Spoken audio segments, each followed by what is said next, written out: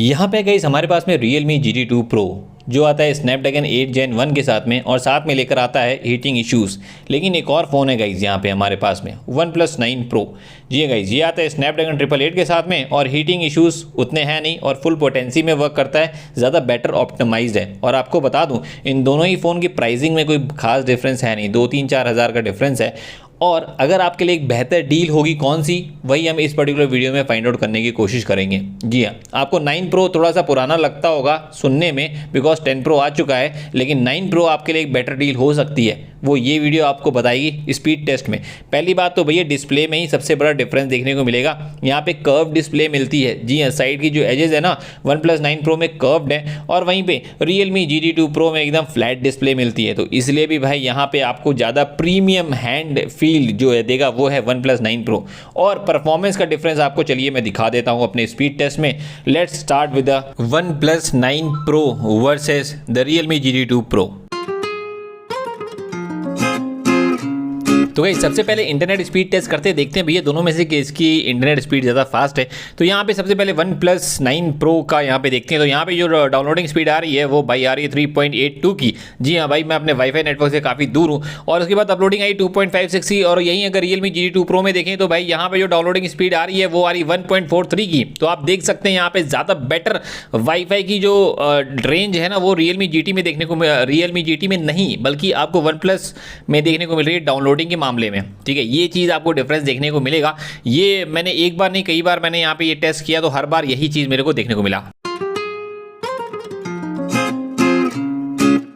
इसके बाद गाइस हम लोग आ गए CPU थ्रॉटलिंग टेस्ट की तरफ। और ये वाले टेस्ट में देखिए ओवरऑल फोन की परफॉर्मेंस तो नहीं, लेकिन थोड़ा बहुत पता चल जाता है। और अगर इस टेस्ट की बात करें तो इसके अंदर अगर देखा जाए तो ज़्यादा बेटर परफॉर्म यहाँ पे हल्का सा Realme GT2 Pro ने किया है। लेकिन नेक्स्ट वाले टेस्ट बाकी हैं, जरा उसका वेट करिए, बहुत कुछ है जानने को आपको।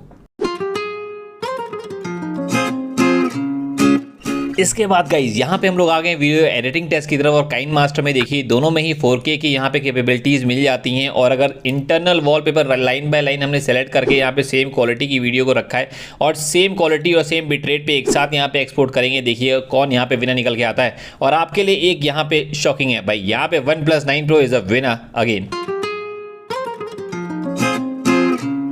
ऐप ओपनिंग स्पीड टेस्ट जरा देखते हैं। यहाँ पे बैकग्राउंड में एप्लीकेशन को क्लोज कर दिया है, उसके बाद ट्विटर पहले ओपन करते हैं तो अगेन यहाँ पे OnePlus 9 Pro, Instagram OnePlus 9 Pro, Amazon यहाँ पे GT2 Pro, Flipkart GT2 Pro, यहाँ पे लोड भी पहले हो गया।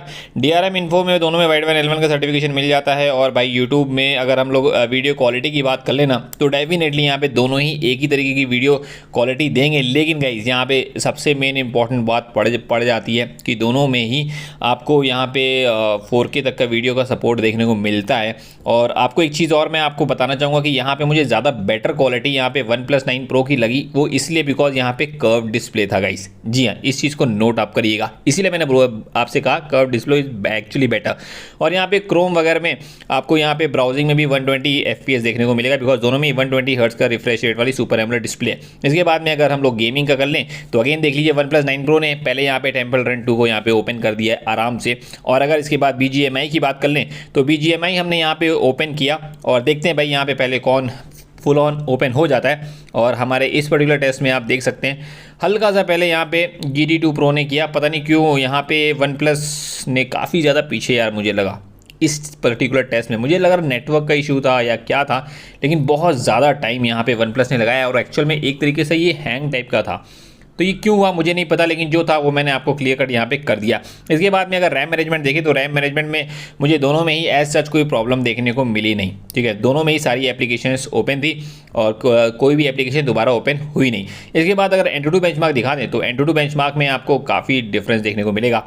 ये आप देख सकते हैं भाई, स्नैपड्रैगन 8 Gen 1 इज़ एक्चुअली यहाँ पे काफ़ी अच्छा स्कोर कर जाता है। तो यही था गाइस, थैंक यू।